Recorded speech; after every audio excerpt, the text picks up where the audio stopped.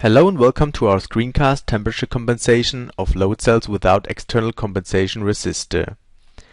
Our latest chip PS09 from the Picostrain series has an internal temperature measurement unit and therefore provides a very convenient temperature compensation. My name is Ralf Emberger and I will guide you through this screencast in which you will learn first of all about the theory of the Picostrain temperature compensation and how to apply this in practice. I will then show you how to do a full compensation in practice, and at last how to do an only offset compensation. Coming to the theory now, we first of all have a look at a classical Wheatstone bridge and how the temperature compensation is done there. You can see that for the gain compensation there are two Rspan resistors used, and for the offset compensation there are two offset resistors R of 1 and R of 2 used. So a whole network of resistors is needed to compensate for temperature. Of course, also mechanical adjustment, for example for Rspan 1 and Rspan 2 is needed, and therefore also the load cell cannot be fully assembled before doing the temperature adjustment. Further approaches of conventional temperature compensation are shown in these pictures here.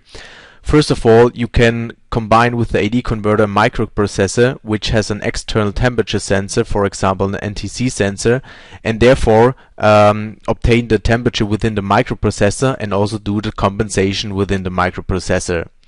Another alternative is to have a second AD converter or an AD converter with two channels to sense the voltage over Rspan and therefore detect temperature changes. However, both approaches need some additional hardware and or some more work to program in the microprocessor in order to do the temperature compensation. Coming from the conventional temperature compensation, we now have a look at the Picostrain temperature compensation, which is somehow a combination of the two conventional approaches by combining the separate temperature measurement but having it integrated in a temperature unit inside the chip. Since there's the resistor internally to sense the temperature, we sometimes refer to this approach by calling it integrated Rspan. However, there's a whole temperature unit integrated into the chip, as you can see in the picture below. Generally, the Picostrain principle works on discharges from a capacitor. We call this the load over the strain gauge resistors by measuring the discharging times or discharging time intervals by means of a TDC. Having a closer look now at the Picostrain temperature compensation and how it works internally, we first can see in this picture here that there's a C load capacitance which is charged, indicated by the red arrow, and then discharged over the strain gauge resistor, indicated by the purple arrow. In this first step, the analog switches internally here are closed so that the sensing resistors, the temperature sensing resistors, here indicated Rspan, are bypassed. They are internal temperature resistors and not really an Rspan like we know it from outside, but just to show the similar functionality we labeled it Rspan here, to have an internal or integrated Rspan. Basically in the first step, as the analog switch is closed, we can draw a simple picture of how the discharging takes place. This is over the strain gauge resistors, but the Rspans are bypassed. So in a time interval diagram, this would mean to have here discharging and the charging with the red line in the first step. In a second step, the previously closed analog switches are now opened, so that the discharging can take place over the Rtemp or Rspan resistors here internally, so we have them in the discharging path. Drawn again in a simple manner, this means we have now the Rtemp resistors in the discharging path together with the external strain gauge resistors. So you can see in the time interval diagram that we now get a discharging time which is longer than the previous one. So we can compare this discharging time and therefore make conclusions to the temperature. This is basically how the temperature compensation with Picostrain in PS09 internally works. In practice, independently whether picostrain technology is used or not, there are principally two ways of temperature compensation which are applied. The first one is the full compensation, where gain and offset drift is compensated for with each and every load cell. The second method is to take only a sample out of a lot and make the full compensation there, and take the obtained values for correcting the gain and applying this for the rest of the lot, and doing only the offset compensation for each and every load cell separately. Of course, both ways are possible with the picostrain temperature compensation. However, as the latter method is prevailing in practice, we are now focusing in our explanation on the second way of doing it. So let's have a closer look at possibility 2, where we can assume that we have a lot of, let's say, 5,000 load cells to compensate for temperature. And out of this 5,000, take for example some samples out, let's say 10 pieces, and determine the proper gain correction factor for these samples. This is done by the full compensation, and then afterwards, from the correction factors obtained of the 10 samples, you can calculate an average correction factor. So for example, load cell 1 would have a TK gain of 0.95, load cell 2 0.96, 3 0.94, and so on. So at the end you sum them up and calculate the average, which would be here in this example 0.95. So this is your gain correction factor applicable for the whole lot. That means also for the rest of the lot, here 4,990 cells in this example. You can then use the average TK gain setting for the whole lot. That means using the same gain correction factor for all the load cells. In picostrain we can do this very comfortably, since the TK gain is only a factor to write into a register to make the gain correction active. So we call this gain correction over the whole lot. It assumes load cells with similar properties and temperature behavior. And we also recommend to do a verification of proper gain drift behavior with some further samples out of the lot. Since the offset drift of each load cell differs, there's the need to compensate for it individually, done by only offset compensation. So to sum up, the only offset compensation method individually compensates for the offset of each load cell. Meanwhile, the gain drift is compensated for by adopting the TK gain values of only a sample and apply this to the rest of the lot. So we then now come to the practical part of the screencast, where I first will show you how to prepare the hard and software for doing the measurements. After having installed the driver and software on the computer, we then connect the sensor, the load cell, in this case a digital load cell, to an adapter PCB, where it puts to DLC, and plug in the whole adapter to the PicoBrook version 2.0 programmer. And that way we're good for starting the software now. Once the software is started, a message is coming up that the firmware is missing. Then a pop-up window will come up to select the firmware. Once this is selected, everything should work fine. We switch then here to I2C, since the digital load cell which is connected is operated by I2C, and then make a quick verification of the communication by clicking Power Reset, Download Configuration and Init Reset, and finally Verify Interface. Here the pop-up should appear OK, and then we know that the communication is established. From here we now go to the temperature compensation sheet and select there the configuration which is given here by OML 6000 or 3000 configuration to make this configuration active. We switch then to full compensation, since we want to do the full compensation here first. Having selected that, you can optionally go to the measurement sheet to adjust the sensitivity of the load cell there. If you know that this is normally around 2 millivolts per volt, which you can write into this field and then start a measurement just for test purposes. And we see here now that the measurement is running, since the measurement value is changing here. Another thing which you may want to check is if the internal Rspan is activated. So on the ALU page you can confirm this by checking this internal Rspan checkbox, and if this is checked, everything is alright. Going back to the temperature compensation sheet, we can then eventually start with the temperature compensation. Having everything prepared, we now come to the full compensation, which is the compensation of both the gain and the offset drift.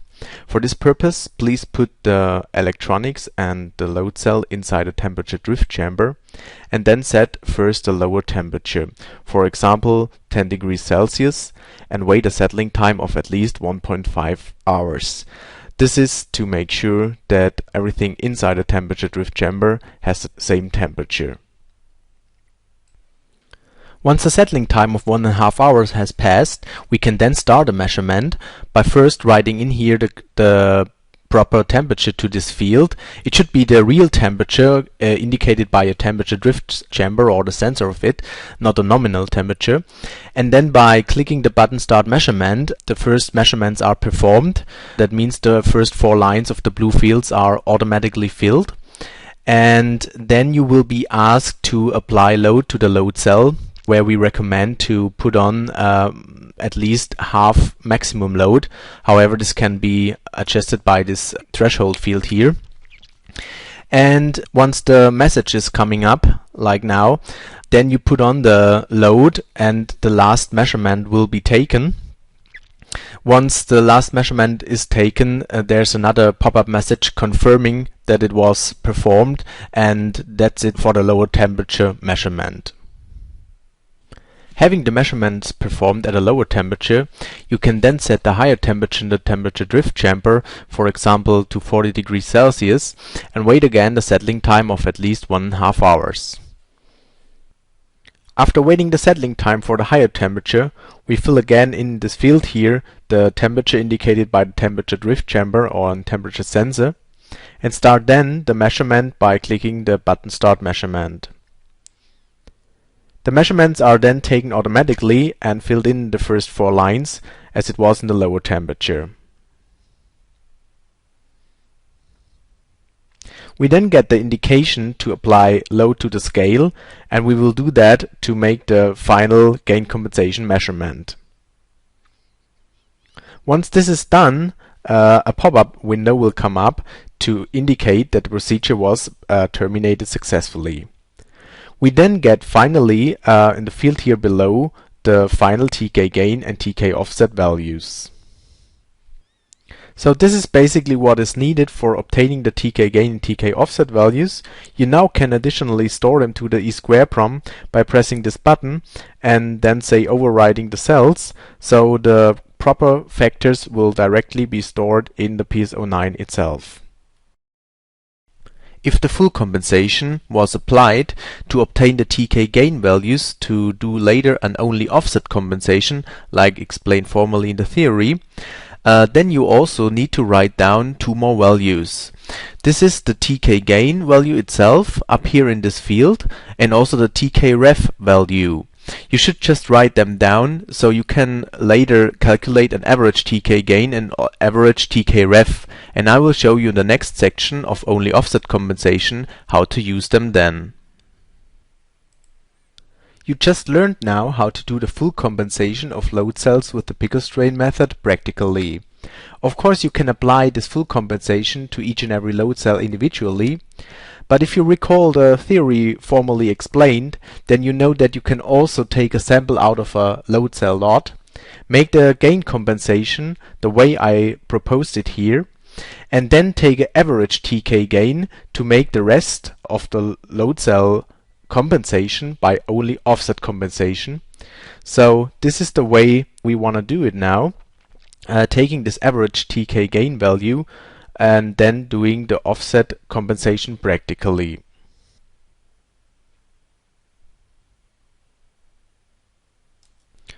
After selecting the DLC config, we go up to the field reference values, where we first of all give in the TK gain and TK ref.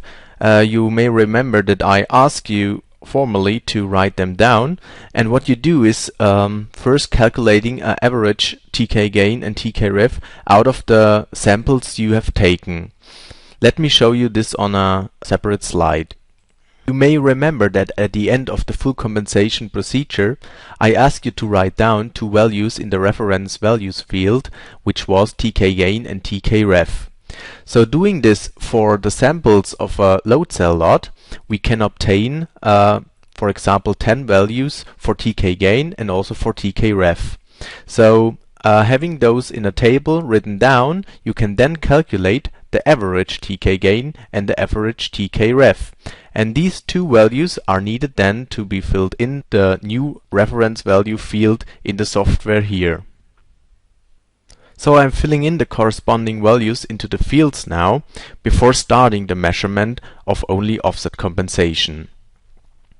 In only offset compensation, we do like in the full compensation set a lower temperature, for example 10 degrees Celsius, and write this into the field here. Then we start the measurement and the necessary measurements are done automatically, like shown here. Unlike the full compensation, you don't need to charge the scale with weight to do the gain compensation, since this is already given by the TK gain and TK ref values. So that's it for the lower temperature measurement. You now set the higher temperature, for example 40 degrees Celsius, and wait again the settling time of at least 1.5 hours before doing the measurements at a higher temperature.